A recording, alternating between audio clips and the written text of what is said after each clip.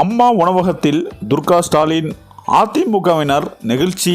அதாவது எடப்பாடி பழனிசாமி ஆட்சியில் அம்மா உணவகம் பட்டுப்போய் இருந்தது என அமைச்சர் சேகர்பாபு தெரிவித்துள்ளார். அதாவது வளர்ச்சி திட்டத்தின் கீழ் பொதுப்பணித்துறைக்கு சொந்தமான பயன்படுத்தப்படாத இடங்களை புதிய திட்டங்களுக்கு செயல்படுத்துவது குறித்து அமைச்சர் சேகர்பாபு ஆய்வு செய்து மேற்கொண்டார். பின்னர் செய்தியாளர்களை சந்தித்து பேசிய அவர், எடப்பாடி பழனிசாமி ஆட்சியில் அம்மா உணவகம் பட்டுப்போய் இருந்தது.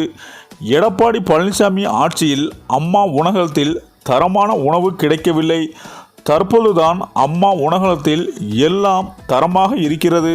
அம்மா உணவகம் பட்டுப்போய் இருந்தது, அது கெட்டுப்போய் விடக்கூடாது என்பதற்காக முதலமைச்சர் ஸ்டாலின் அதை கையில் எடுத்ததற்கு பழனிசாமி வரவேற்க வேண்டும், பாராட்டி இருக்க வேண்டும். வஞ்சிக்க எண்ணத்தோடு குறுகிய புத்தியோடு அதை விமர்சனம் செய்ததை தமிழ்நாட்டு மக்கள் ஏற்றுக்கொள்ள மாட்டார்கள்.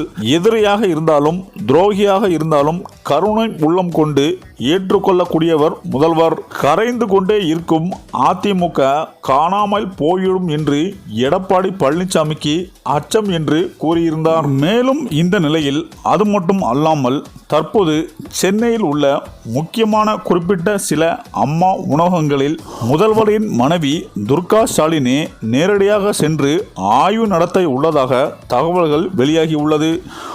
ஒரு தாய் இல்லத்திற்கே அங்கே உள்ள சில பிரச்சனைகளை பார்த்து அதற்கான தீர்வுகளை சரி செய்த துர்கா ஸ்டாலின், மேலும் இந்த பொறுப்பு அவர்களுக்கு கிடையாது.